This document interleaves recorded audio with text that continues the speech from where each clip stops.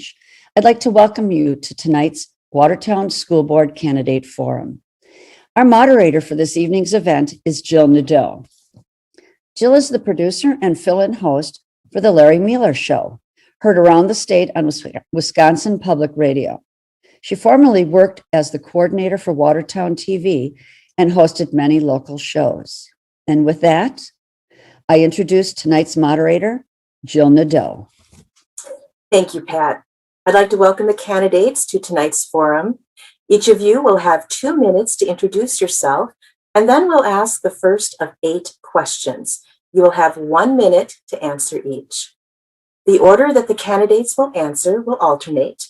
Original order was determined alphabetically by last name. A slide will appear for each question. After I read the question, the name of the candidate to start will be listed. When that happens, that candidate will begin. There will be a 30-second and 15-second reminder. To save time, I won't be introducing each speaker. They will respond when their names appear on the screen. After the last question, candidates will have 1 minute and 30 seconds to make a closing statement. Let's begin with our first introduction.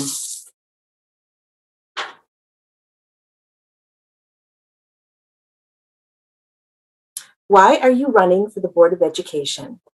What do you believe are your strongest attributes, and how will they help you if you are elected to the school board? Thank you, Jill. I appreciate the opportunity to speak with you this evening. There's 2 reasons that I'm running for school board. First, I believe that our system of public education is an essential ingredient to making America the land of opportunity. Going through public education for me made a vast difference in my life, and I'm looking to secure that same chance for the next generation, including my own children. The second reason I'm running is service. I truly believe this is about serving. I know there's some people that run because they want to get power and some people because they have an agenda. I have only one agenda, and that is to serve. Thank you.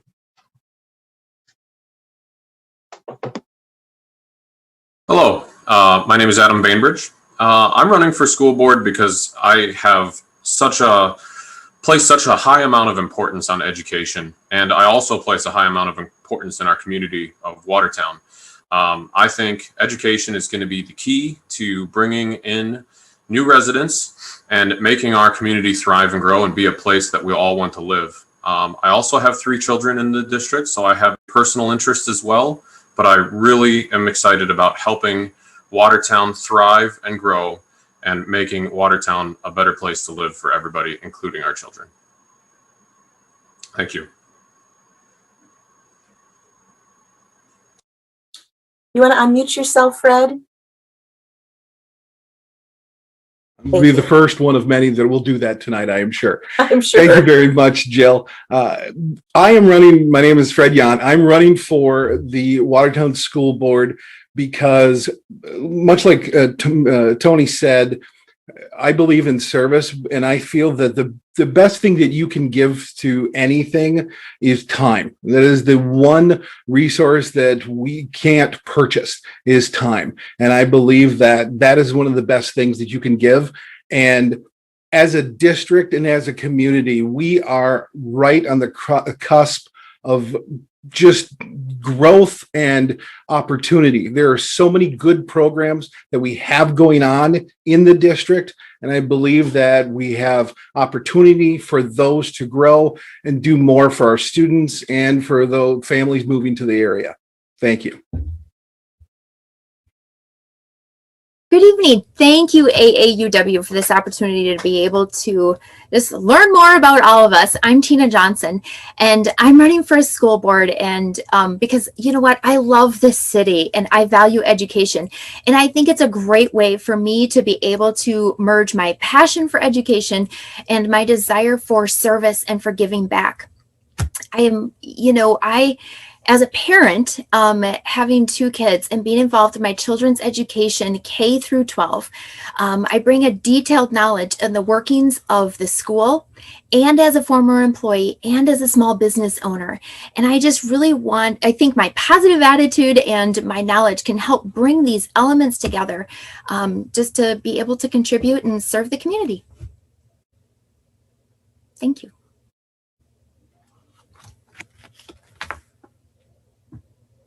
Katie, you're up next. You can unmute. There you go. Good evening. My name is Katie Najarian. I am running because there is work that needs to be done to help grow our school district and make it the best that it can be. And I feel like I can add a fresh perspective to that. I would like to be the voice for the families, students, and teachers and taxpayers of this city. I want to be a voice for those who are underserved, for our dual language learners, and for those with special needs that are near and dear to my heart. I have a background in teaching, was a former Watertown Unified School District teacher. I have a business background as well and currently in insurance. I'm confident that I can contribute to the decisions that we make here in the school district that impact not only our families, parents, taxpayers, but teachers as well. Thank you. Good evening, everyone. My name is Will Runke, and I'm running for school board because I want to help and grow our school district so much. I believe in the excellence in education and helping the students achieve that. My leadership roles throughout my career, I believe, would be a great attribute that I could bring to the school board, bringing together all the stakeholders in the community so we can work as one to grow our district and help the students achieve excellence in education. Thank you. Good evening, Jill, AAUW. Thank you all for having us here and putting together the forum. My name is David Schrader. I'm about a 16-year resident of Watertown. Owned a business here for almost all of those 16 years. And I'm passionate about Watertown, its economic health. It's in that economic health is both community, social, mental, physical, and educational. To that end, I'm already involved on several other boards because I believe that the same thing that the city needs is the same that the school needs, the same that the hospital needs, the same that businesses need, the same that the downtown needs. And education and being more involved in the school district is one area where I've not yet dipped my toe. So I'm very interested in learning more and contributing at a board level to make sure that good decisions are made. And we continue the path that we've been on for the last 15 years, which I consider to be the right direction. Thank you. Good evening. My name is Dave Smith. I want to thank AAUW for putting this on. As a born and raised in AAUW home, it's near and dear to my heart. I am wanting to serve and continue to serve on a school board because I believe in the community, the unified school district. I don't have an agenda. I, like many of the others here, have a desire to serve. I am highly invested and love this community, born and raised here, alumni of the schools system, WHS, parent of 5, one in each level of the school and one that's off in college now, family member of educators. My wife was a elementary school teacher. My father-in-law was a innovative high school biology teacher. Business owner in town of Kuzla Equipment, oldest company in town, where I've learned a lot about many aspects of quality operations of our school district. I said I'm invested in it, looking to serve. I feel my perspective and active voice in the board has value. Thank you. Hello, I'm Craig Wortman. Watertown is definitely a community that I cherish. This is where I was born, and I represent definitely 4 generations of workers and eggers in this community. So it's been my family. The people that I've come to know here I've come to love. So I find that there's an extreme value in being able to provide a vibrant and thriving school district that provides excellent education for a promising future here in Watertown. It's not about ego. It's not about who takes credit. It's about teamwork and how we can figure out the proper ways to make sure that we're successful here going forward, to make sure our kids have what they need to have a successful life going forward in the future. Thank you. Thank you. Question number 2. What are the biggest challenges that the school board will face during the next 3 years? And without a doubt, it's recovering from the pandemic. We've lost a lot of enrollments. We've lost a lot of achievement.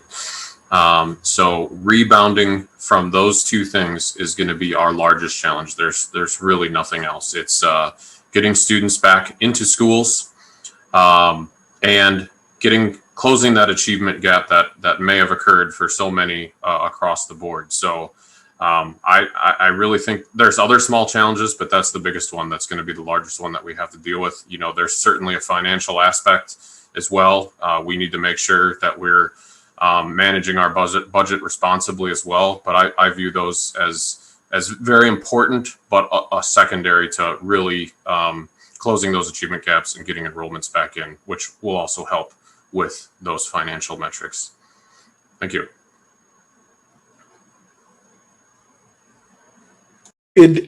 At the end of the day, the biggest challenge we have is going to be the budget.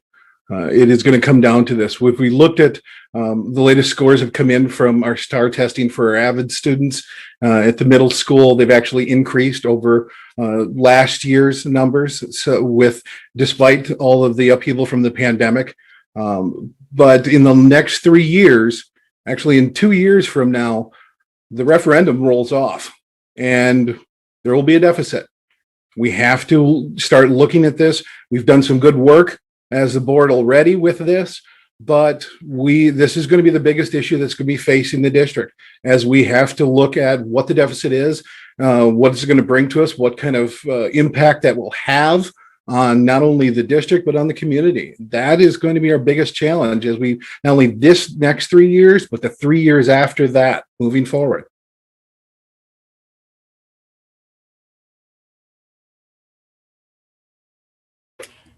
I think the district faces challenges, and of course, you know, with all challenges comes different opportunities. With the challenge of the pandemic, you know, it came to different opportunities as far as virtual learning and different strategies. So I think some of the challenges that I see, one challenge I see is being sure that we are supporting our teachers, because this affects student learning and achievement, and to give staff and teachers the professional development and tools that they need, especially to meet the diverse needs of our students, especially with the growing needs of mental health. I think another challenge is, going to be to continue, as far as technology is concerned, to continue to access resources and effective platforms that are going to, help support the teachers in the learning. But I agree, as far as one of the biggest challenges is being able to do all of that while staying within our budget, and having to make important decisions about the most effective use of our dollars. Thank you.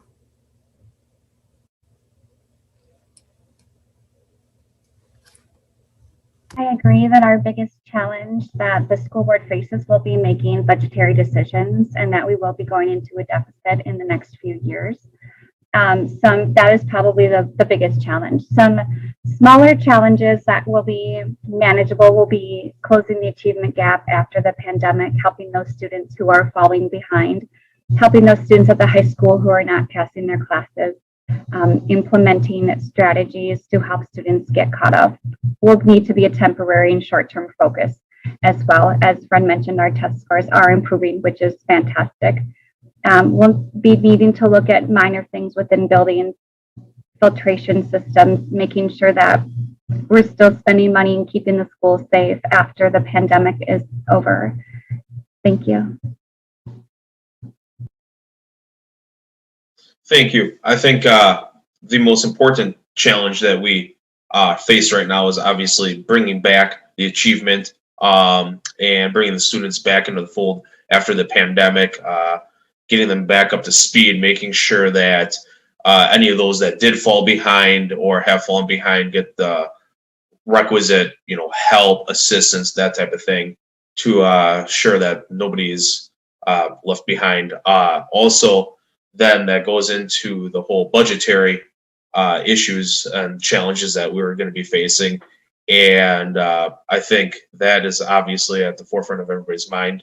One of the biggest things to help handle that, I believe, is going to be look to build up our success and our results with achievement, help bring in outside enrollment, because as we grow enrollment, that does obviously help potentially with potential budgetary constraints. Thank you.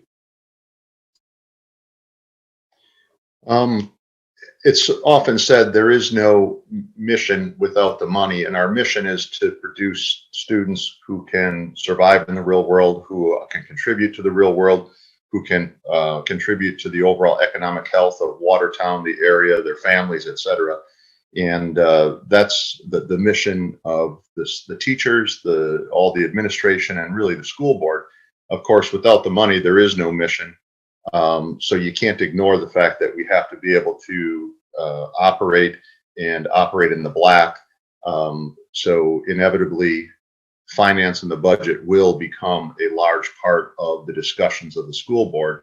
But short of that, I want to make sure that the focus is on the students, and whether it be a 4-year program, a 2-year program, or work preparedness, that we're not leaving anybody behind. No focus should just be on the 4-year programs or the 2-year. We also have to be ready to prepare the ones who are entering the workforce directly. And I think that sometimes the focus gets too much on the 4-year programs and not on the students who are not going on the 4-year programs or 2-year programs.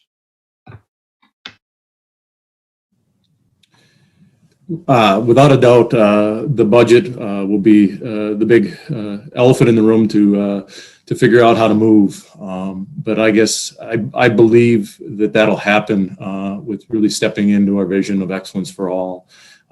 We need to continue to, we've done well in recent years. We need to continue to have much more of a mindset shift to be a growth-oriented district and community.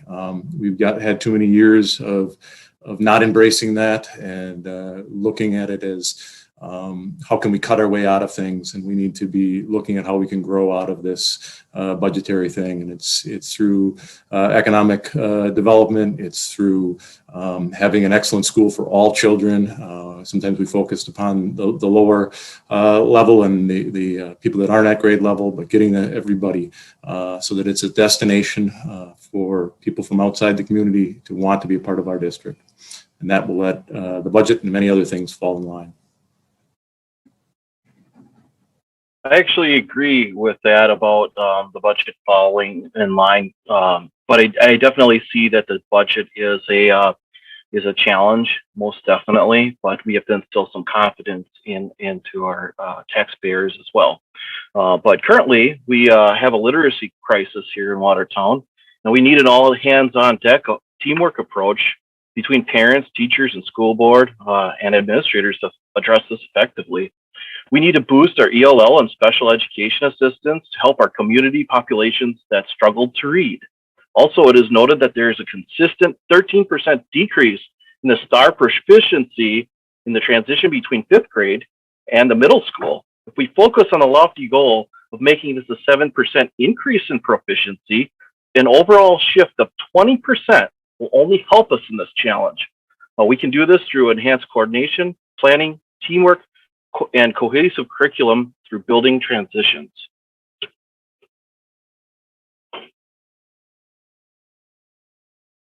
So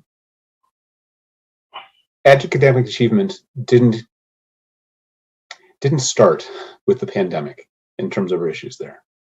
The reality here in the state of Wisconsin is that 50% of students aren't achieving at grade level, up and down the system. And at times we're a little bit better than that, but not by much. And I do not find any system where 50% of the students are left behind to be acceptable in any way. And so number one challenge is academic achievement. The pandemic has made it more challenging, but it was going on before then, and we need to fix that. And we will need to, as David said, we'll need to pay for it too. Without the money, there isn't the mission.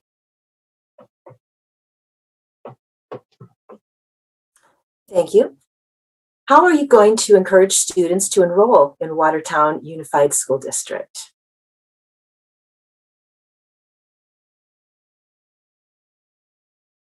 When you're in school, and you think of this in terms of being a student, when you're in school, everyone is trying to find their place. You know, we talk about your tribe or your group. You're trying to find that group that you fit with. One of the things that we do exceedingly well at Watertown is provide the options for that. We have STEM program.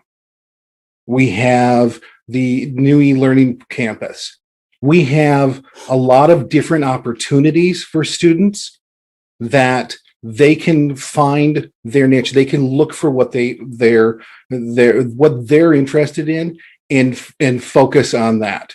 And I think that is one of the things that will really drive enrollment for us, is that variety and bringing students in to say, this is the thing that I want to learn about. This is the thing that is going to shape me for the rest of my life. And that's what I want to focus on. By allowing students to have those opportunities, that I really believe will encourage them to enroll in Watertown. I think we take a look as far as what are they looking for, and Watertown has so much opportunity, and you know, at all the different levels, and we also, I really appreciate, you know, our greatest asset is our people. You know, we talk about our teachers, you know, as far as like we have the teacher support and the above and beyond that they have done. But we also, our education system here in Watertown also has the support of the community.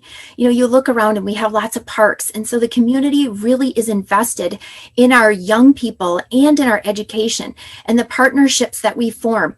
You know, up at the high school, there is just, you know, pretty much everything that you would want to do. Take a look as far as the different learning opportunities we have at the elementary level. And what do they want to do? What's important to them? What growth, you know, is going to happen while they're here because of the vast resources that we have. Thank you. I believe that students choose their school based on what programs, sports activities, extracurriculars, and teachers are at that school. I have heard people share stories of why they've chosen to enroll in Watertown, even though it hasn't been their district, because of a certain teacher that an older child had in the district. And that is really endearing to hear. We are making steps in the right direction by having Lebanon LEAP program and drawing in those with an agricultural focus. Our STEM programs is another draw, our charter school, eCampus. And our bilingual program is huge. I think we need to keep advertising on those programs that we have because they are working well and they are a draw and they are a reason why people should come to our school district.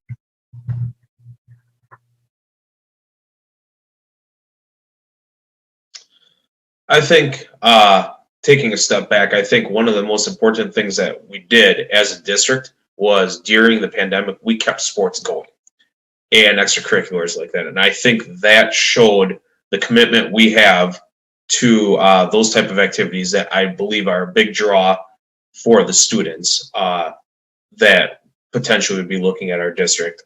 Also, as others have alluded to, having the right programs and things that we can draw upon as things to offer to students that they might not find at other districts to help bring them in. Basically, a lot of choice, a lot of interesting, unique things that other districts in the area do not have. And then also going out there and selling it, marketing it. This is Watertown.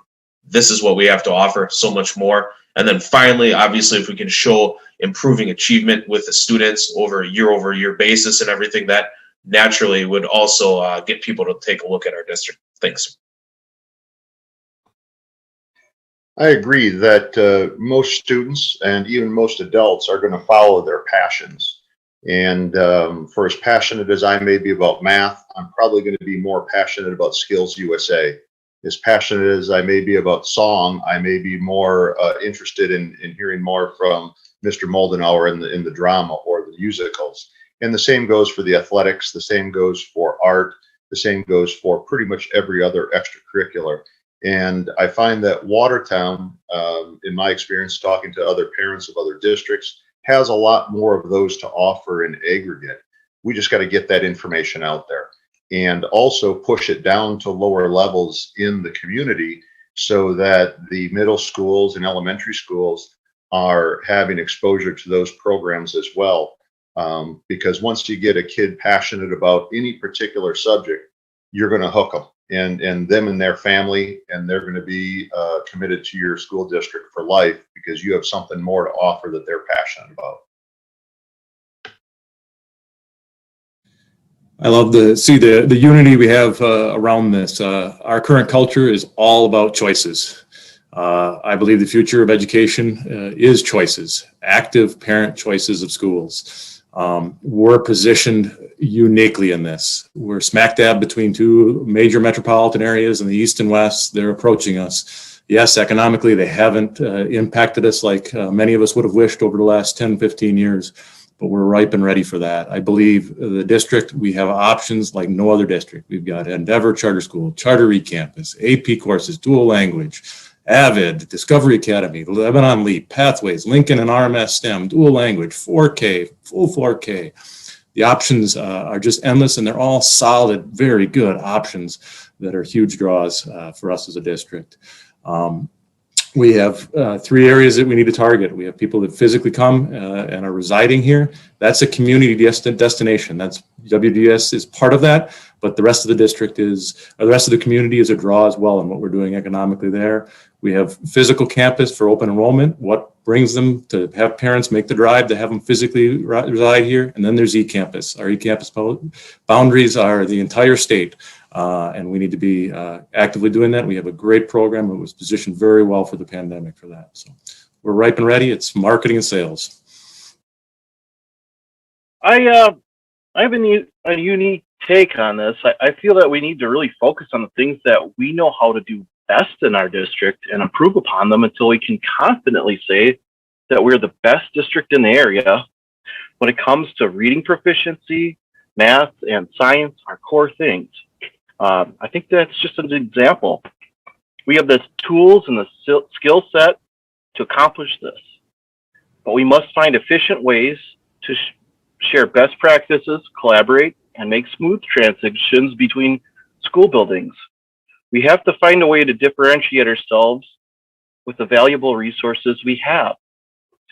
A robust school system attracts more people to the area that share these values.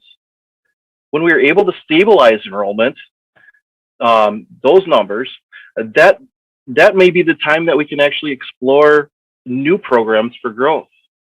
We cannot keep searching for the magic solution. Let's focus on what we already know and improve upon that. I think there's two things involved here. First, we need to make Watertown a destination community for families. That's why our enrollment is down, because Watertown doesn't have the families. And what's going to make families choose to be here? If we outperform and outachieve all the other districts around us, I guarantee you, we will be a community of choice. Secondly, I'll talk about eCampus.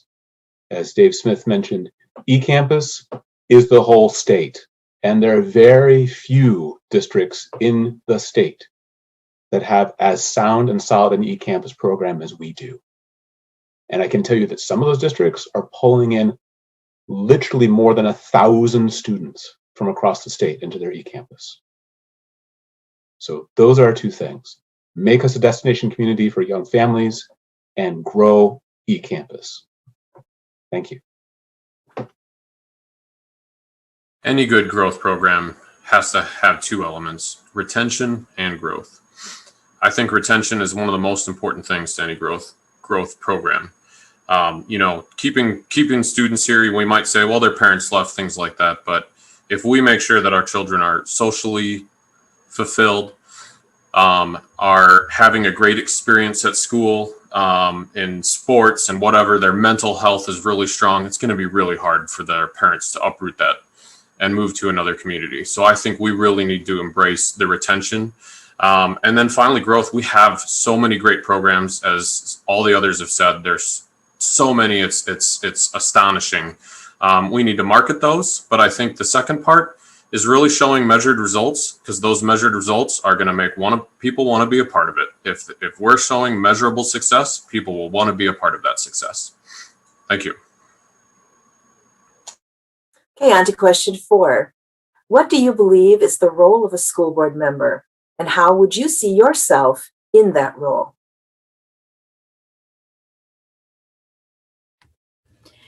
I believe the role of a school board member is to consider all of the information, as far as you need to take a look at, what the issue is, and how is it going to affect the day-to-day operations of school, or just to take that into consideration. You're more of the overseeing of the board, but also how is that decision going to affect the community, and to take that information and to be able to make good decisions based, and take a look at, the mission and vision, and how do they align together. How I see myself in this role, I'm a great listener.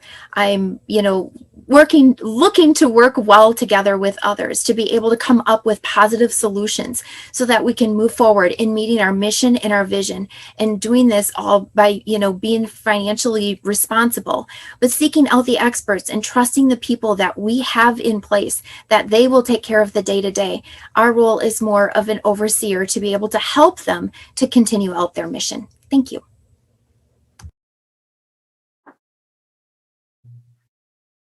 I believe my role is to help the Watertown Unified School District grow its enrollment and be successful and create excellence for all that's in our mission statement. It is to make educated decisions on behalf of taxpayers, to use our taxpayer money prudently, and do everything with not just a narrow lens, but a lens of how will this affect the whole and greater community of Watertown. Thank you. Thank you. I believe that the role of a school board member is to be a leader, and also to be a spokesperson to the greater community and the surrounding area. One, by being a leader, that encompasses listening to the community, taking their input, the other stakeholders as well, and listening and coming up with the best solution, the best course forward. By being a spokesperson, we're out there, as we've been discussing, trying to sell, grow enrollment, that type of thing. And I think anytime you're in a position like this, you've got to be selling, talking about the great attributes that Watertown Unified School District has, and telling everybody you know about it. How do I see myself in that role? Well, I see myself as a leader, a spokesperson,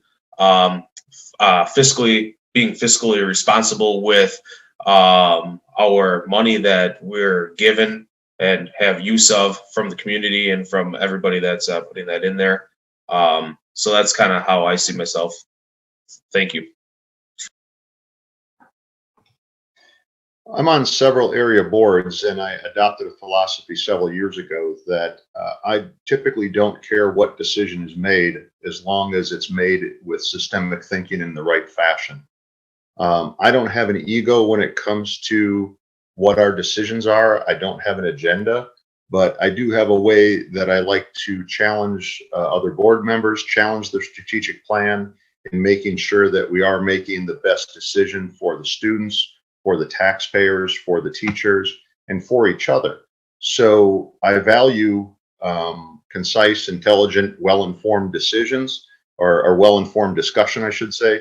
And I'd like to challenge others on the board to make sure that we're all thinking and we know why we're thinking that way, as opposed to coming in with opinions.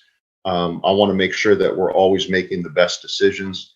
And that's typically, as I stated, based off the strategic plan or the mission statement, and then rely on the people that we employ, the staff and the administrators, to go ahead and execute that strategic plan. Our role as board members is to represent the voters. It's to provide an individual perspective and voice, but act as a unified board in the end. We need to provide vision and direction. We need to be able to collaborate with all the stakeholders involved. We need to work with and hold the administration accountable.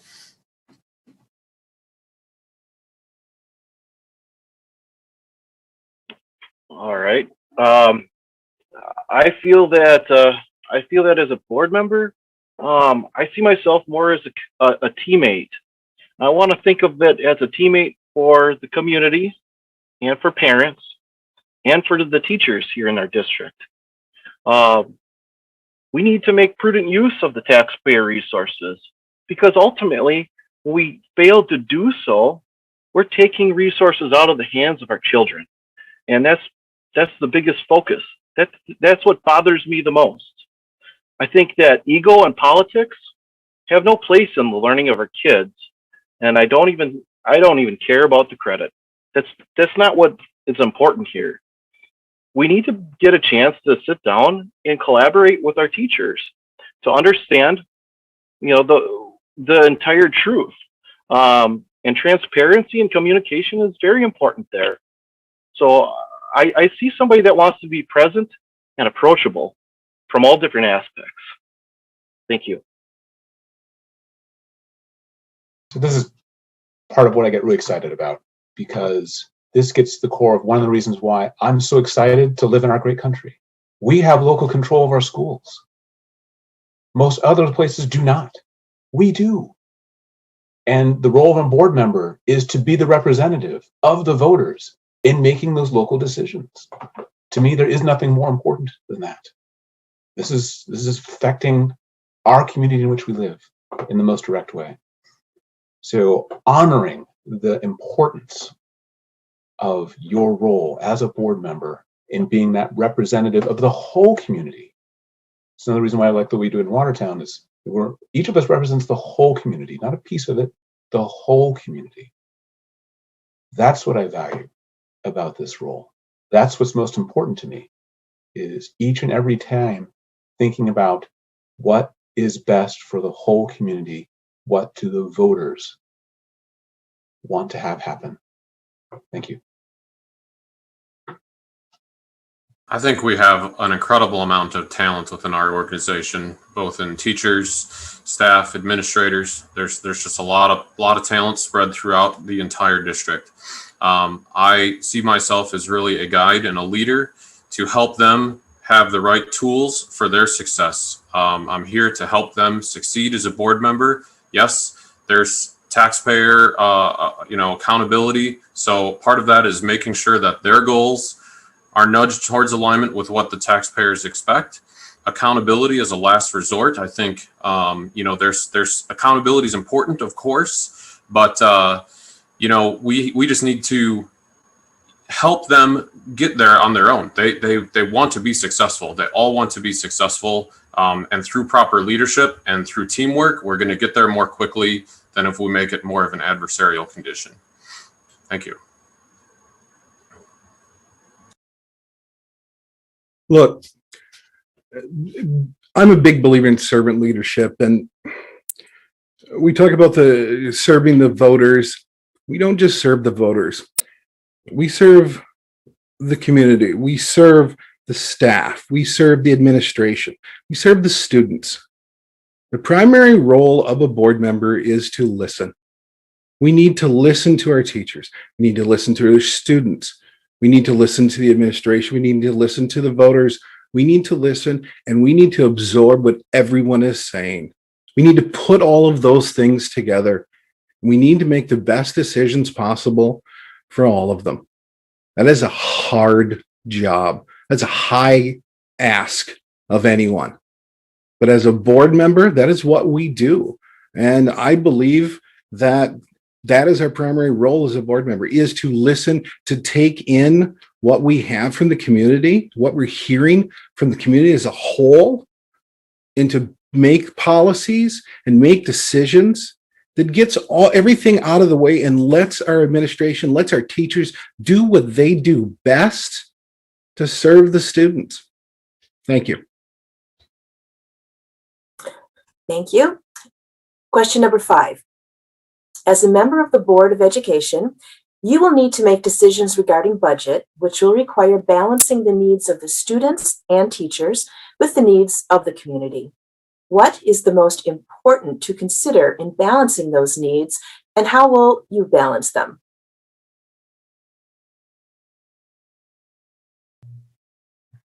That is a very daunting task because there is not an excess of money. You definitely have to work within a budget and do it prudently. And you can't make everyone happy, but you can only do the best that you can with those resources. The people in the board as a sounding board, using the administrators, the principals, the teachers, and being a sounding board and being able to listen to hopefully meet everyone's needs, but know that you can't make everybody happy. So the biggest thing is working within the constraints of your budget and staying within your budget and keeping track of what is best in the long run, because I know decisions in the short run, such as changing insurances, isn't a popular thing to do, but in the long run, it was saving the money, the school district money. So just taking into consideration the impacts that it will have in the long run, such as curriculum lasting 8 to 10 years versus 3 years. Thank you. I think the most important thing to consider is the community and the voters who, trust us with this important decision that we have. Listening to all people involved, all the stakeholders, of course, is very important as well. And obviously, there's always an opportunity cost when you're making decisions that are tough like this. How will I balance those needs? I think that obviously with a mind for fiscal responsibility with taxpayer funds and making sure always with what is in the best interest of the students, how do we allocate the funds that we're trusted with to get the best results for the students. And thank you very much. I believe in win-win scenarios, and I don't always look at every single problem that comes in front of me as a trade-off where I must choose between one alternate and the other, or make one entity worse off. So through innovation, through collaboration, through looking at best practices, I'm not saying that some people might not see a loss, but it's going to be our responsibility to mitigate those losses, to make sure that we're choosing and we're looking and that we're evaluating all the best options. And still, if we have to cut somewhere or if we have to add somewhere else, we're going to do it such that the overall, the zero-sum game isn't the only way to go about this. There are going to be ways that we can meet most or all of our goals by being more creative in the way that we approach them. Thanks. Boy, in the full version of that question, did you nail the complexity of budgeting for a school district? But when it comes down to the most important thing to consider, it's education. How do we get the best possible education that we can? And our district has done that. I mean, we're consistently $1,000 less per student than districts around us and throughout the state. I mean, that is huge. We're doing much with less, and it's phenomenal. Budgeting for the district has two primary things. The income is primarily controlled by the state funding model. It's an ancient model. It hasn't been significantly adapted for decades, and we're having to do more and more with it. I mean, just think about how many different programs and asks that have been added. I mean, when I went to school, we went to half-day kindergarten. Now we have full day kindergarten, full day, half day 4K, and full day 4K, all with the same budget model. And the options go on and on. On the expense side, it's primarily driven by staff costs. Salary and benefits is what, like 80% of our budget. So we don't have these enormous levers to pull. We did a great thing with the health insurance. We'll be saving well over $5 million over the next 4 years with the health insurance. We're not going to find other things like that we can do. We have to be very creative. When it comes to efficient use of our resources, I believe it comes down to changing our approach. I believe that we need to be more proactive in planning for future expenses. Take, for instance, our curriculum. I'm pretty concerned about that. I've observed that curriculum can change and almost be abandoned on an almost annual basis. I would work with instructional coaches and administrators to explore the viability of an 8 to 10 year curriculum cycle. Years 1 and 2 would be for studying and piloting, while years 3 through 8 would be full implementation and continuous improvement planning, which would be reviewed quarterly by curriculum committees. This is not only a savings of taxpayer resources, it assures that our teaching staff and their time into the program will allow them to become proficient and teach the curriculum to fidelity year after year. We also need to hire a DPI licensed financial administrator with a minimum of a master's degree in administration and retain them. Thank you. So we have this phrase of the Watertown Way. And to me, the reality of the Watertown Way is we do more with less. Because as a community, we recognize there's a limit to what we can afford. So there's a constraint there. So when I look at this, the lens I look at is what's going to bring long-term sustained academic achievement. Not little blips here and there, but I think if you want to get to sort the wheat from the chaff, ask yourself the question, is this going to bring long-term sustained academic achievement? If it is, you find that's where your money's best spent. Thank you. This is obviously a challenging topic. Anytime you're making decisions, it's a balancing act between, multiple different factors. I think, I always try to do what serves the greatest good.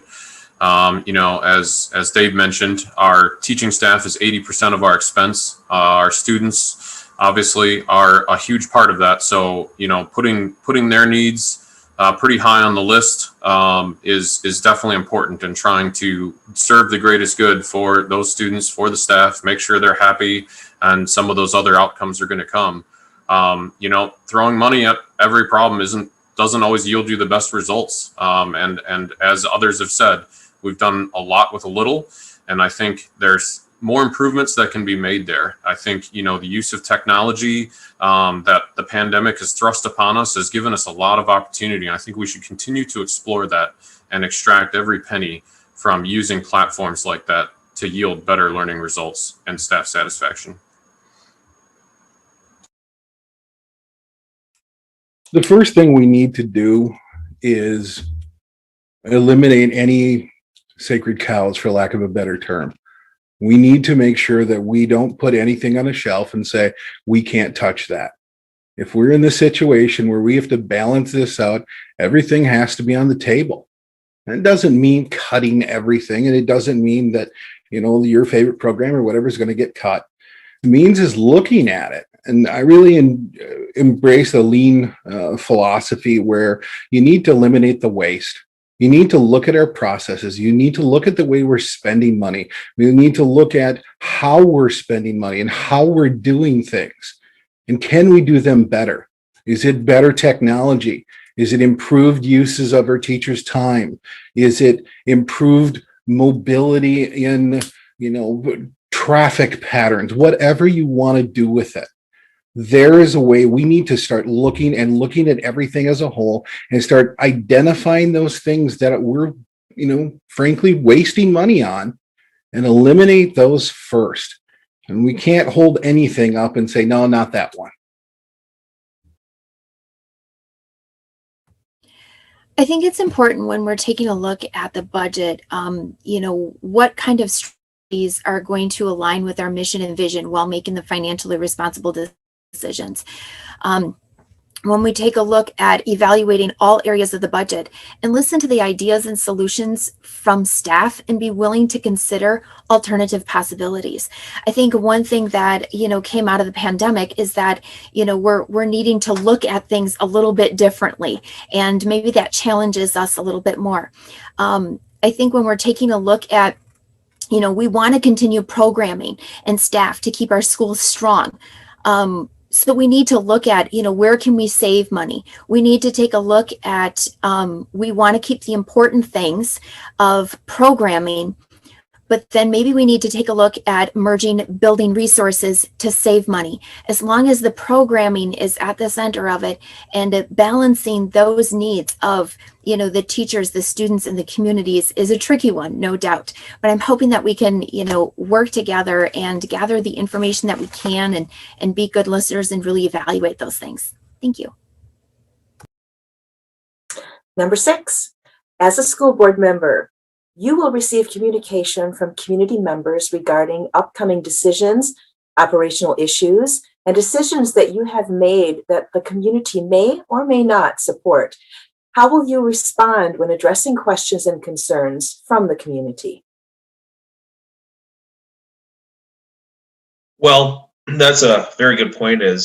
I'm sure everybody on the board currently has received plenty of communication either way. I always address everything with what I call courageous communication. That's upfront, and regardless if I agree or disagree, I like to lay out my thought process and explain why or why not, I would agree with their position. Obviously, always take into consideration, where they're coming from, and why they're saying something, because perhaps it's something I haven't considered before, as to why they have their opinion. And I'm always, regardless of who's communicating with me and whether they're for or against my position or anything like that, or any input, it's always with an open mind and understanding. Thank you. The one benefit that I hope we all will have on the school board is to be impartial about the decisions that we need to make. Many of us have stated that there is no ego, there is no agenda. There's a goal to make good decisions for the benefit of all, and that includes all stakeholders in the system. And when you're approached and somebody wants to talk to you about a decision that you've made, you can pretty much guarantee they're not speaking on behalf of a large group. It's possible, but they may just be a parent with one child who sees it from a very narrow perspective. It doesn't mean that their voice or their opinion doesn't count. It means that they weren't in the room with the rest of the school board members when we were considering the input from the other 8 entities that are impacted by that decision. And so the best thing you can do is listen patiently and attentively and with care and concern. But that doesn't necessarily mean that it's going to change the ultimate decision. And your best bet is to explain to them why and how the decision was made and what other factors played a role in the decision. Communication is definitely key. It's definitely something that the board has been working on and needs to continue to work on more and more. I was very active in the board before being appointed back in September. I went to almost every board meeting and committee meeting. For even the 3 to 4 years before that, I was very active in observing it. Communication is difficult in that open meeting setting, and what the board can and can't communicate with. We always have to represent the board when we communicate. We have an obligation to respect and uphold the decisions that the board ultimately makes. We need to explain why those decisions were made. I believe all the open meetings should be recorded on our website promptly. We need to continue to work towards that direction. But the bottom line is communication is 2 ways too. Our community doesn't do a good job of being at board meetings, at listening to them, at reading the minutes, at understanding the full perspective that the board is going at. As David said, they look at it from one little perspective, of it, and that communication goes both ways. I mean, in all of the 100+ meetings that I've been at as an observer, I'm one of the rare observers that have ever been there. So it's hard for me to have people that are like, well, why'd you make that? Well, you need to be there and be a part of the process. It's an open meeting. It's part of the public. I get a, when we get concerns and questions, I would like to seek to listen and put myself in people's shoes. I definitely want to be empathetic to their situation and come to know, what it is that we can do to try to improve upon. It might not be the answer they want to hear, but we have to kind of try to help in some way. But I think there's so much information out there that it becomes constant noise, bombarding our parents on a regular basis. So a comprehensive website, something that's more user-friendly, would definitely be helpful. Board meeting recordings and supporting material should be available on the website via a click of the mouse. Many other districts and municipalities have software to make that happen without utilizing district resources to do so. An abundance of district resources. The public shouldn't have to work for that information. That's information that belongs to you, our public. Let's make it available to you. And we can maybe dispel some of the concerns and questions you might have before you even reach out to us, board members. So one thing that I've seen happen is too often people are listening to respond, which really means they're not listening because they're trying to figure out what they're going to say and replying to it. And so I definitely try to avoid that. And another lesson I learned years ago from somebody who was talking about another public body, he was really upset with them. And he's like, Tony, they're hearing us, but they're not listening. And his point was that group never showed any movement, issue after issue after issue. They never showed any movement. They never responded in any material way to adjusting their course to public input. And so I've always taken that as a lesson of you do need to show movement. You do. That's what responding looks like.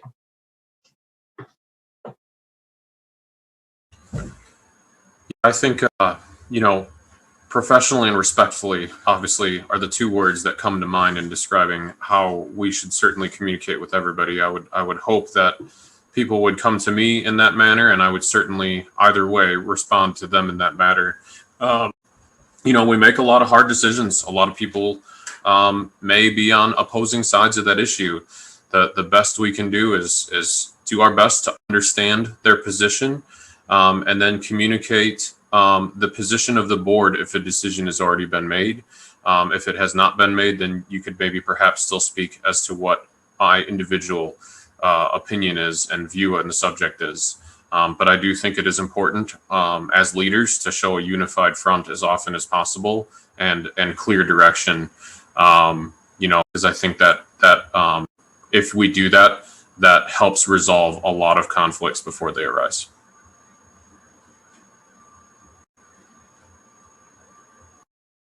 How do I respond to questions? And listen first. Fact of the matter, folks, is at the end of the day, you don't want to hear from me. You don't want to know my opinion. When someone comes and asks me a question, they want to tell me what they have to say first. And it's my job to listen. There were two things that guide me in a lot of my interaction with people. One of them is speak plainly. I'm not going to give you the intricacies of board politics or why the tax code works one way or another. Speak plainly. We made this decision because of this. I'll be honest with you about it. The other thing is put your name on it. There's a worse thing is you go out and say, well, so-and-so said this. If I said something, I'll put my name on it. You will know that it came from me. And I think that is an open and honest opinion or response to any question you can get from a person. And I think that's what our community deserves, is that open transparency and honesty when they come to a board. Why did we make decisions?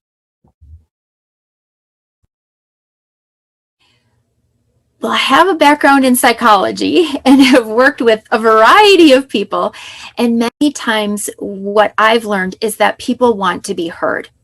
And so it's important to be a very good listener and to ask questions, to seek to understand where they are coming from and not just be ready with a response. I think it's also important to have respectful, timely responses back to the people. They want to know that you care. People want to be heard and they want to know that you care. And when you have active listening and you're engaged in the conversation, that relays that to them, that you really do care. I think also as far as when responding to concerns, it's like I'm willing to share why the decision was made and the impact of the decision. It maybe sometimes it's just a matter of, being able to share just a little bit more and how does it relate to them. Thank you.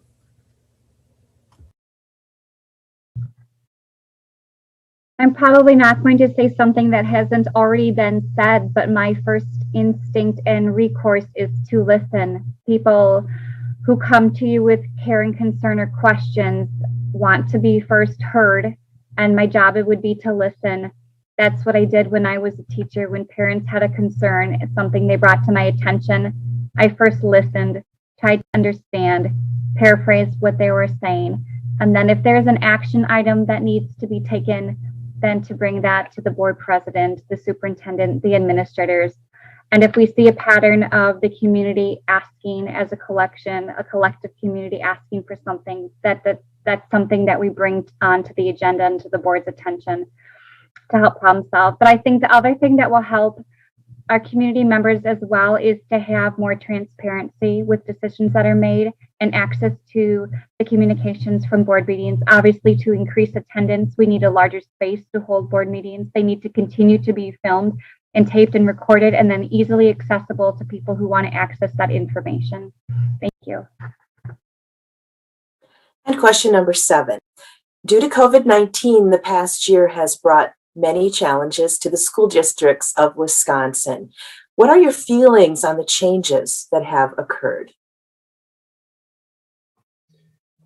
Off the top of my head, I'm really impressed with the way that Watertown School District has handled it. From my understanding, their tiered approach to response to cases inside the school district is second to none and should be a model, not just in the area, not just in the state, but in the country. Transmission rate due to one student or one person in the school passing it to another has been kept to virtually none, from my understanding, in which case I think that what we have done is really impressive and is a very structured, logical approach that didn't have a lot of knee-jerk fear factor reaction to it. And I was very pleased with the way that it was handled.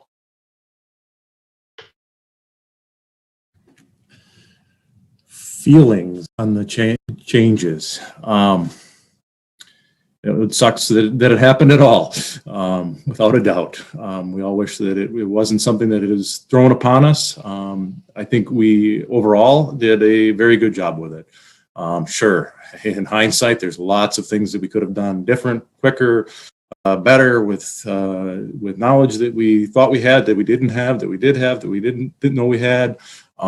We could have done better with, but as we look back upon it, there's a lot that we did do right. We have responded, don't like to compare ourselves with everybody around us, but we've responded better than a lot of the communities. We've been face to face for most of the year, especially at the elementary level. That has been critical. As David mentioned, the mitigation efforts that we've done have shown that we have essentially no likelihood that it's spreading in our schools. Definitely not any more than it is in the community. That rate of quarantined individuals that are becoming positive is nearly none.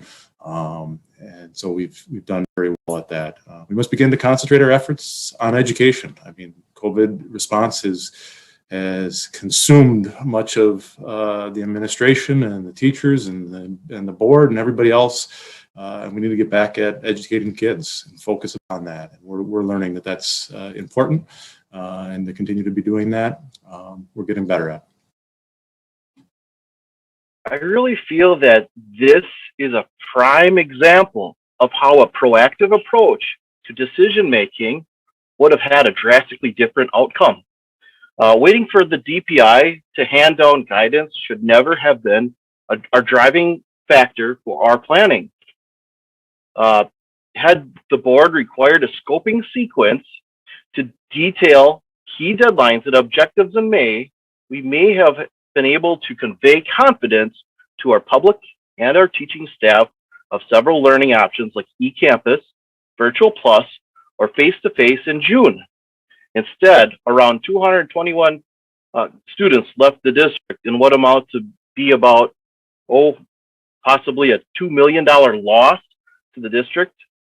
We may have experienced a net increase of families that desired to have a face-to-face learning experience. An all virtual start should have been avoided entirely. This loss was due to incomplete and untimely planning and disregarded parent surveys. This outcome was predictable. How do I feel about the changes? So I feel challenged. I feel optimistic. I feel challenged on the change in terms of student learning and the impacts on student learning that have occurred going back to last spring. I think that's very challenging of how we're going to overcome that. I feel optimistic in that we've been forced to change the way we do things in some cases. I don't think we would ever have been down the path as far as we've gone with technology as an example, if not for this circumstance. I don't think we'd be there. So I feel challenged. I feel optimistic.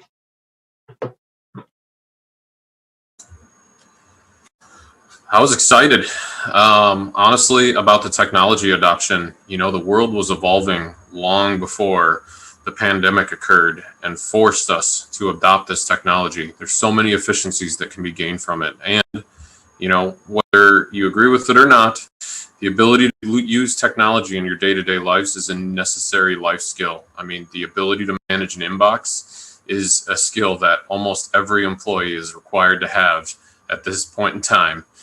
So the more kids live and learn in those environments, we can see efficiencies from it in our day-to-day operations, and our kids gain an additional life skill that, quite frankly, I thought we were a little bit behind on pre-pandemic, that I think we're starting to catch up on and still have runway to grow.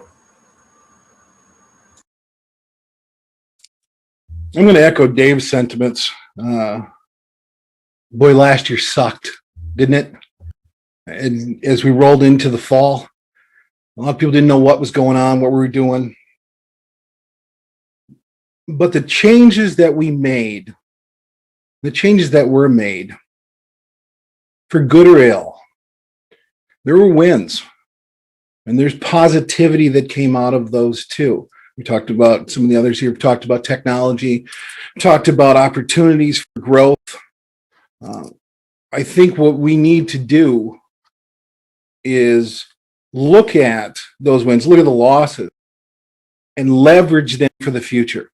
I don't want us to take what we've done with these changes and say, okay, how do we prepare for next fall?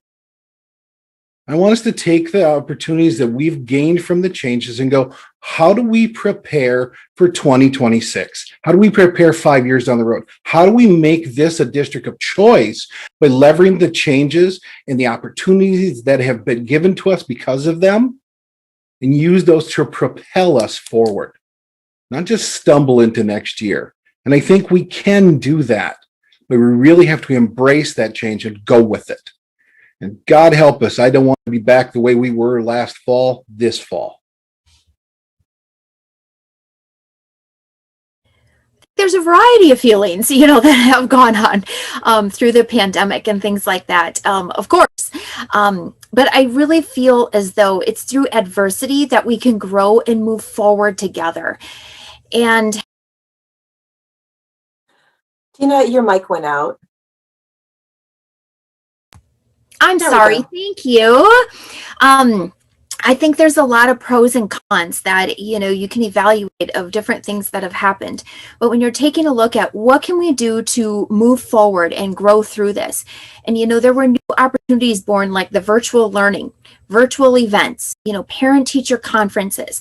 And I think a lot of what happened is that we learned to be more open to evaluate our challenges, not hide behind them, but let's evaluate them and let's be more open to change and try new things. We were all going through this together and trying to respond to what was coming up next. And I appreciate all of the creativity and the innovation that went into being responsive to families' needs in all different situations. Thank you. I'm going to focus on the positives that came out of the pandemic. I have three, one of which is the adoption and growth of eCampus. Huge positive going forward, is going to really help our district. The next is the technology adoption and continued use of it. The trainings that all of the staff have gone through on technology is only going to benefit us and our students in the future. And third, the cleaning protocols. Flu season is a bummer every single year, and I really hope that we learn from this and use it going forward for cold and flu season in the fall and years to come. Thank you. I think that I will echo a lot of people in the community, especially based on the parent surveys and everything, that I'm not entirely pleased with the changes that have occurred due to the COVID and the back and forth, the last minute decisions, and things that place a lot of stress on the community, families in the community. Understanding that I do appreciate, with my daughter and athletics and everything like that, getting that going. And I think some of the focus, while we're dealt with what we're dealt with, I do appreciate that. But overall, my feelings are not very thrilled with how that was handled at all. Thank you. And finally, question number 8. Excuse me. What are your feelings regarding the statewide private school voucher program, and how is it impacting our school district? Right, wrong, or indifferent, this is not a local school board issue. It's governed by the state. So support or opposition of it will not help us at a local level. What this does highlight is the fact that in this day and age, choice in education is real. We cannot assume that the majority of parents will default register their children for the local public school. I believe that the diversity of offerings that WUSD has, just stop and think about the quality choices that we have in our district that we've talked about tonight, has put us in a unique position to capitalize on this movement of choice in our culture. Whether we agree or disagree, we must become marketers and salespeople for the great choices we have. We are in a great position to do that. Without a doubt, the program pulls money from our budget. I think it's about $250,000 this year that's pulling from our budget. It does do that. But we aren't in a position to fight it at that level. We're in a position to put our choices out there and market the great opportunity that we have. I actually, I kind of want to echo a little bit of Dave's sentiments on this. Wisconsin Parental Choice Program is currently in place and does not show signs of changing in the future. Instead of dwelling upon things that are out of the district's control, we need to plan for a reality that this program is going to continue. This means that we need to make the most efficient use of the valuable resources that we have, put our heads together, and work as a team to attract and retain more families to our district. We need to better show that sending children to the Watertown School District is an excellent choice. We need to ask our community to help us. It begins by differentiating ourselves through high-level achievement and participation. Thank you. So Watertown is different from many other communities in the really high proportion of parochial schools that we have compared to most other communities our size. But we're also different in that our history with working with those parochial schools is one of partnership. And I think that's why you see that so many of them have actually not gotten on board with the voucher program. We continue to work together in partnership.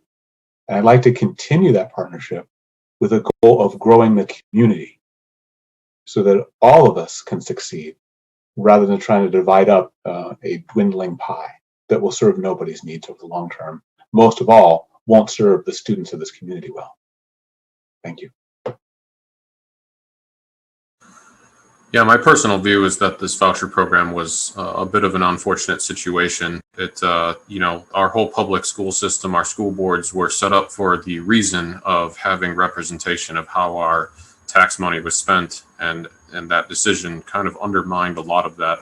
So it really was a very disappointing decision to be made, and I definitely disagree with it. That being said, it is the situation. It's not one that we are likely to influence on our own. I hope that it gets rolled back at some point in time, but it did make a more competitive environment for us to have to navigate and figure out how to thrive in. It hasn't created a huge shift short term, but with the pandemic, maybe that changes, as people sought different solutions for their families' problems. So we're going to have to get aggressive and make sure that we're winning. I'm not the biggest fan of the school voucher program. I feel that this program forces districts to make snapshot decisions based upon garnering enrollment over making long-term decisions based on quality programming. And here tonight, we've had several questions, and we talk about how do we attract and retain students. How do we be competitive with other schools rather than focusing on our programs and the quality of the education that we're providing for our students, and what are the benefits that we can provide to our teaching staff. And I think that has made us focused because our budget is rolled into this. And that's an unfortunate necessity as part of this program. I believe, though, that you provide a quality product, people will come. It will be a destination district. And I think the eCampus offers that district up to anyone who wants to attend, be they in the state or anywhere in the country. And I think that's something that we really should lean towards, is the quality of our program first and foremost.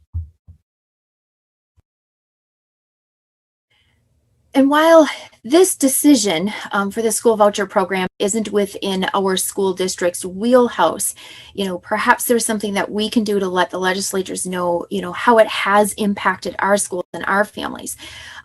I feel that public dollars should stay with the public schools. There might be a few exceptions, like in the Milwaukee area or something like that, but it's hurting the majority of public schools, including Watertown. And it seems to me that Wisconsin is trying to fund two different school systems with the same dollars, and public schools are being cut short. Public schools are required to spend money on standards and testing that are not required of voucher schools, creating that inequality. And the decrease, what I see as an impact, is that the decrease in public school state support also shifts the burdens to families, staff, budgets, and communities, therefore creating a challenge which, maybe that's something that, we can propose to the decision makers on this subject, that it really has had a negative impact. Thank you.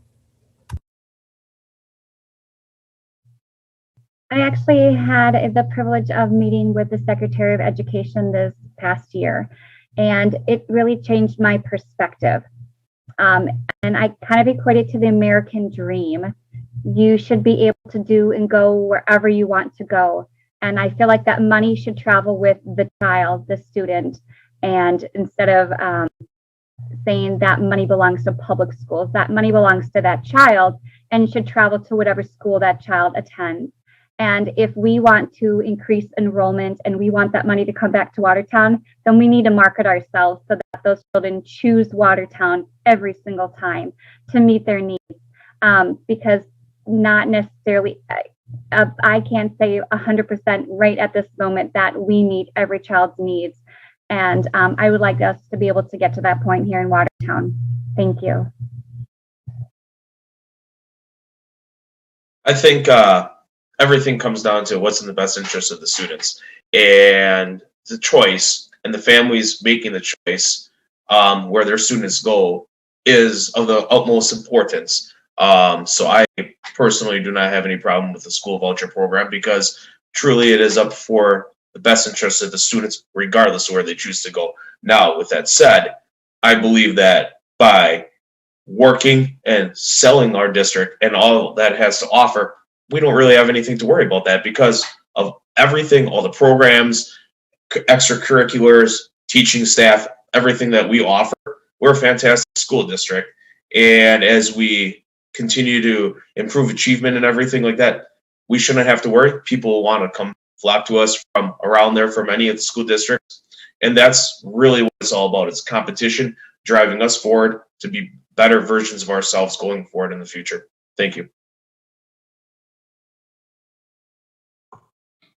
I truly believe that necessity is the mother of invention. And if you look at where Watertown School District, or any public school district for that matter, was 5, 10, 15 years ago, you're going to find that we've innovated a lot of new ways to service our customers, and our customers being the family and the students, whether it be eCampus, whether it be Endeavor, whether it be the extracurriculars, whether it be the 4K, wraparound programs, how we work with other entities in the city and in the community in order to meet the needs of the family. If we're losing some of the money, which is certainly unfortunate and largely outside of our control, if it does nothing else, it causes us to re-examine how we're doing our business. And given that most of the people on this panel are involved in private industry, we all know that competition is key to success and beating your competition. And if it just happens to make us better and look at education a different way, I'm confident that even though that America's been educating students for a long time, that we still haven't found the best way to do it. In which case, if it pushes us, then that's fine with me, and I'm confident that we can figure out a way to do it. In closing, each candidate will have 1 minute and 30 seconds to tell us why they are the best candidate to serve on the Watertown School Board. Ladies and gentlemen, I'm excited to share with you how together as a community, we can make the Watertown Unified School District an excellent choice for your children. I will work diligently to ensure that community resources are utilized prudently. It starts with making sure that there is a new level of communication and follow through. I feel that there are a lot of creative solutions and ideas that are simply not making it to the decision makers in this district. I will seek the confidential, direct input from the boots on the ground without supervisory influence. This is not to sidestep administration, but to seek complete information from individuals that are not hand-selected to present to the board. I challenge all board members to do the same. I will work for transparency by making sure that meeting recordings and supporting materials are readily available via the click of a mouse. There is nothing to hide in this district, and this information belongs to you. We cannot do this without the input from you, the parents and teacher teams that collaborate to make your child's education successful. Please kindly consider voting for Katie Najarian and myself, Craig Wortman. Thank you. Once again, thank you for inviting all of us to be here this evening. I really appreciate the opportunity. And I'd like to commend all the rest of my fellow candidates for the very positive tone set this evening. My number one objective is to dramatically improve the level of academic achievement in this district so that truly all of our students are succeeding. To me, the number one component of that, when I look at across the US, what do the most successful schools and districts have in common? They have high expectations. And they've managed to infuse high expectations into their students. When you have high expectations, you achieve great things. Once we create that upward tide in achievement, it is going to lift all boats here. And it is going to help us significantly with enrollment. But we can still do other things beyond that, particularly building on the success of our e-campus. That's the other key component of our future for enrollment. And then the last thing is, when you go into our classrooms, there is unfortunately a lot of what I call noise. It's state and federal mandates that find their way in our classrooms. It's other activities just find our way that are really distracting from our core mission of educating. And the number one thing I want to get done is let the teachers teach.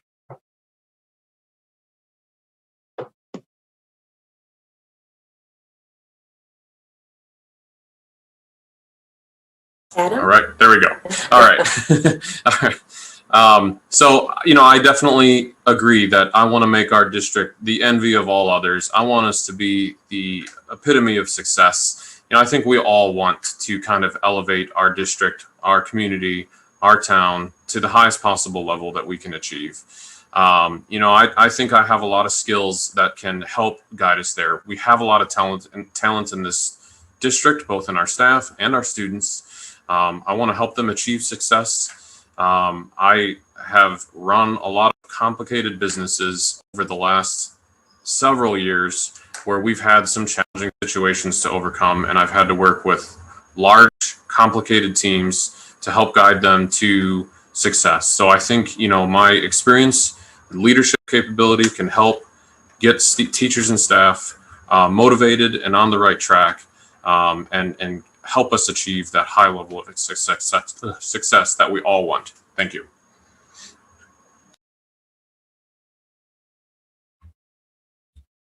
Why I'm the best to serve on the school board. I had a lengthy response I had typed up here that I was going to read off the statement.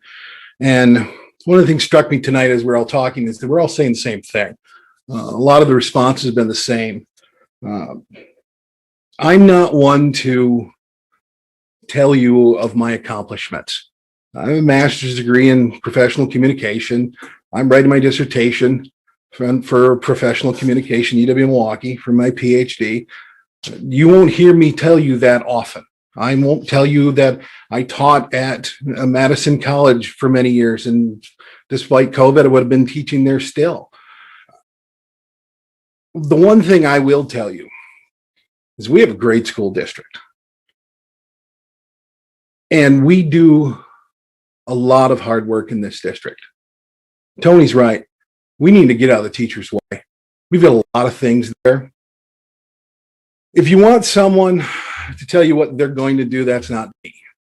If you want someone who's going to be up at 2 a.m, going over policy line by line to make sure that we get the right changes in place to do the things we need to do, I'll be doing that. I won't be asking for opinions on it. At the end of the day, as a board member, you need to do the work. And there's a lot of work that we need to get done. You want someone to do the work, I'll be your person. Thank you very much for the opportunity tonight and for everyone watching us. I'm a first-generation college graduate. My parents valued education for myself and my 3 sisters. And as a parent, we all want the best for our kids. I have been involved in my kids' education K through 12 as a parent volunteer, going on field trips, bringing donations, leading the Riverside Commons Project, and advocating for gifted and talented music and sports. My children's education has been my focus and my passion for the past 13 years. As a former substitute teacher and special education paraprofessional, I understand the joys and the challenges in the classroom. As a small business owner, I understand the importance of being financially responsible, staying within your budget, and the need for creative solutions. I've been active in the business community as a member of the Chamber of Commerce. My leadership role as an ambassador is to promote positive business partnerships and the exchange of ideas to strengthen business in our community. And I'll apply those same principles if elected to the school board. I believe our people are our greatest asset. It's important for families and community to work together for the betterment of our kids. I will listen to all ideas and work together toward positive solutions. As a proud resident of Watertown for 23 years, I'm excited for the opportunity to serve my community. I'm Tina Johnson, and I'm asking for your vote for school board on April 6th. Thank you. This year has been a challenge, to say the least, and as we've seen, the people sitting in this board have an enormous responsibility. I am approaching this position from the lens of a parent of 3 boys in this school district, my youngest being in 4th grade, and from that of a former educator in the school district as well. I am currently a licensed financial advisor and work in insurance, and I have an inside view of what happens in my kids' schools. Furthermore, as a former WUSD teacher, I have an intimate knowledge of curriculum, what happens day to day, and the school buildings. I would like to be the voice for students, teachers, and taxpayers alike. And if you would like a fresh perspective, please vote for myself and Craig Wharton, April 6th. Thank you. Thank you to all at AAUW and all others involved in planning this evening's questions and answers session. It was great to speak to everyone and lay out my vision for the Watertown Unified School District. It's clear we have a great district and we want to help our students achieve so much. If elected, I will work diligently to ensure that our students continuously achieve excellence in education. After the previous year we had, there is much ground to be made up, and I'm ready and able to take that challenge on to bring our district back to where it was, and then not just stop there, but to continue to increase our success and student achievement going forward. It should be a goal of every stakeholder in our community that we become a preeminent district for student academic achievement that others look to as an example of success and excellence in education. Of course, success does not come easy, and that is where my leadership can help guide the WSD in shaping policies and decision-making that will foster an environment of achievement. Focusing on the students, parents, and teachers, and allocating resources in a responsible manner, we will become a better district, one that attracts students through open enrollment to help grow our district. Remember to tell everyone you know that wants excellence in education to vote for Will Runkey on April 6th. Thank you very much, everyone. Thank you all. Thank you for the evening. Thank you for those tuning in from home. It's not often that any one of us is probably asked why we're the best at something. If nothing else, we're probably more humble about that. Furthermore, listening to the answers of the other participants on this panel, I doubt I'm even the most passionate. They all seem to have a pretty good bead on what's important.